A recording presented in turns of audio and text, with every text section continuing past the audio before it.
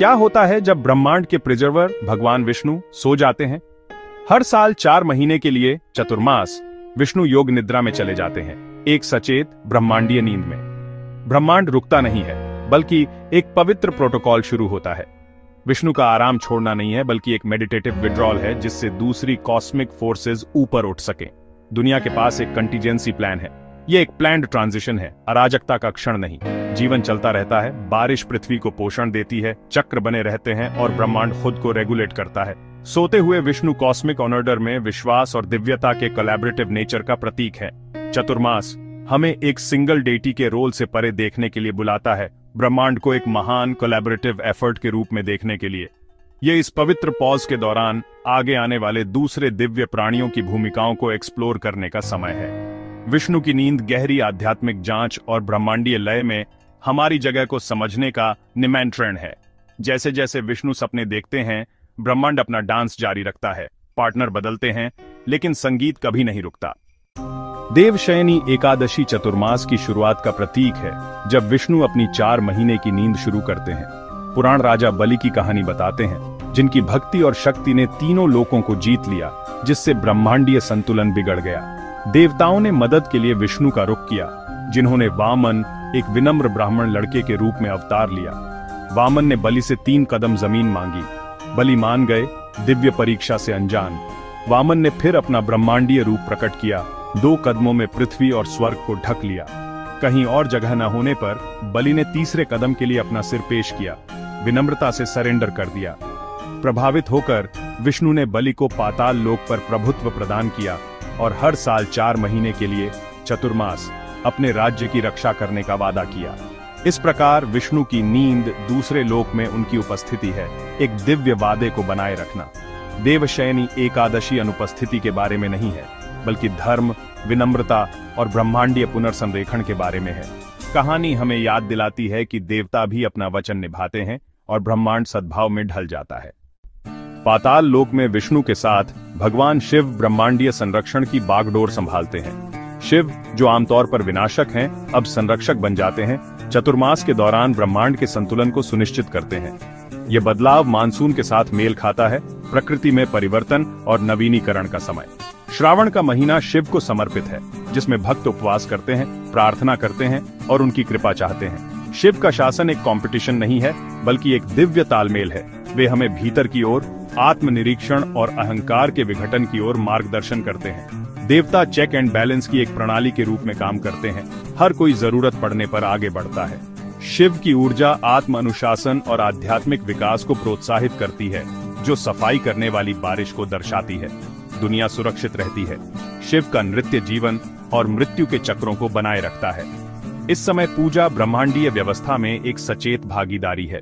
जबकि विष्णु आराम करते हैं, शिव की उपस्थिति ब्रह्मांड के सद्भाव और आध्यात्मिक फोकस को सुनिश्चित करती है। चतुर्मास के दौरान चंद्र, चंद्रमा देवता प्रमुखता प्राप्त करते हैं, क्योंकि चंद्र ऊर्जाएं बढ़ती हैं। चंद्रमा मन, भावनाओं और इंट्यूशन को नियंत्रित करता है, जिससे यह ध्यान और आत्मचिंतन के लिए एक शक्तिशाली समय बन जाता है। मानसून की ठंडी बारिश चंद्रमा के प्रभाव को दर्शाती है, पृथ्वी और मन दोनों को नरम करती है। शिव अर्धचंद्रमा से सुशोभित मन और भावनाओं पर महारत का प्रतीक है। बढ़ी हुई चंद्र ऊर्जा आध्यात्मिक साधकों को भीतर की ओर मुड़ने में मदद करती है और ज्ञान विकसित करने में। चतुर्मास के दौरान त्योहार और अभ्यास भक्ति और चिंतन के लिए इस ऊर्जा का उपयोग करते हैं। चंद्रमा का सशक्तिकरण एक ब्रह्मांडीय सहायता है, जो हमें आंतरिक परिदृश्यों के माध्यम से मार्गदर्शन करता है। चतुर्मास हमें याद दिलाता है कि दिव्य तक का मार्ग अक्सर आंतरिक, विचारशील और चंद्रमा के कोमल प्रकाश से निर्देशित होता है।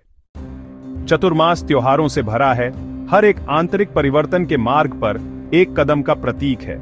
श्रावण शिव का सम्मान करता है।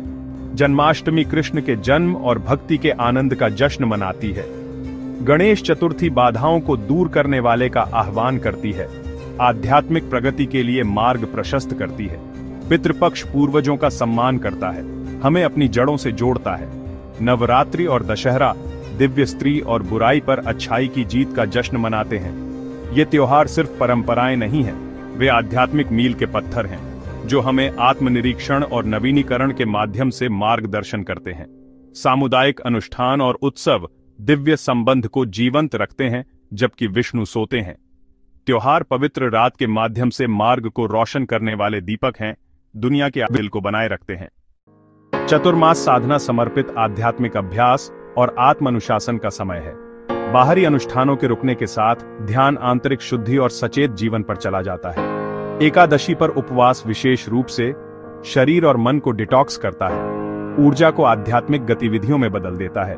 भक्त अपने अध्ययन, ध्यान और मंत्र जप को गहरा करते हैं, चिंतन के लिए शांत बारिश का उपयोग करते हैं। यह अवधि आंतरिक दुनिया को शुद्ध करने, विष्णु की वापसी की तैयारी के बारे में है। आत्म अनुशासन भक्ति का एक कार्य है जो हमें दिव्य कृपा के लिए पात्र बनाता है। चतुर्मास के दौरान प्राप्त अंतर्दृष्टि आने वाले वर्ष के लिए हमारी आध्यात्मिक नींव को मजबूत करती है। इन महीनों के दौरान साधना एक आध्यात्मिक निवेश है जो स्थायी शांति और स्पष्टता प्रदान करती है। चतुर्मास सिखाता है कि सच्ची तीर्थ यात्रा आंतरिक है, दूर के मंदिरों में नहीं बल्कि हृदय में। विष्णु की नींद भीतर की दिव्य उपस्थिति का एक रूपक है जो जागृत होने की प्रतीक्षा कर रही है। उपवास और ध्यान जैसी प्रथाएं अहंकार की परतों को हटाती हैं, आंतरिक प्रकाश को प्रकट करती है। त्योहार हमारे आंतरिक मंदिर के कक्षों को खोलने की कुंजी बन जाते हैं, हमारी आध्यात्मिक यात्रा का मार्गदर्शन करते हैं। संदेश सशक्तिकरण है, जो दिव्यता हम चाहते हैं वह पहले से ही हमारे भीतर है। चतुर्मास शांति और शक्ति के इस आंतरिक भंडार तक पहुंचने का एक पवित्र अवसर है। मंदिर हमारा अपना अस्तित्व है, देवता हमारी चेतना है। चतुर्मास की यात्रा घर की यात्रा है, स्वयं की ओर। प्रबोधिनी एकादशी विष्णु के जागरण और चतुर्मास के अंत का प्रतीक है। दुनिया संरक्षक की वापसी का जश्न मनाती है, जो एक सामूहिक आध्यात्मिक नवीनीकरण का प्रतीक है। तुलसी विवाह अनुष्ठान विष्णु और लक्ष्मी को एकजुट करता है, ब्रह्मांडीय सद्भाव को बहाल करता है। शुभ घटनाएं फिर से शुरू होती हैं और आध्यात्मिक रिट्रीट सांसारिक जुड़ाव को रास्ता देता है।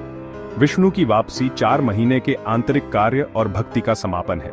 नींद और जागरण का चक्र प्रकृति की लय को दर्शाता है, आराम और नवीनीकरण आवश्यक है। चतुर्मास के दौरान प्राप्त सबक और शक्ति अब हमें दैनिक जीवन में मार्गदर्शन करते हैं। राजा लौटता है और दुनिया बहाल संतुलन में आनंदित होती है। चतुर्मास की कहानी ब्रह्मांडीय और व्यक्तिगत नवीनीकरण का एक गहरा रूपक है। जब विष्णु आराम करते हैं तो अन्य शक्तियां उठती हैं। त्योहारों और आत्म अनुशासन के माध्यम से मानवता को भीतर की ओर मार्गदर्शन करती हैं। चक्र ठहराव, चिंतन और आंतरिक शक्ति का ज्ञान सिखाता है। विष्णु की नींद अनुपस्थिति नहीं है, बल्कि स्थिरता और चिंतन की शक्ति है। दिव्य हमारे भीतर है। चतुर्मास इसे खोजने का हमारा निमंत्रण है। यात्रा विष्णु के जागरण के साथ समाप्त नहीं होती है, यह जागृत चेतना के साथ जीने की शुरुआत है। चतुर्मास एक आवर्ती उपहार है, ब्रह्मांडीय नृत्य के साथ सद्भाव में साल दर साल फिर से जन्म लेने का एक मौका।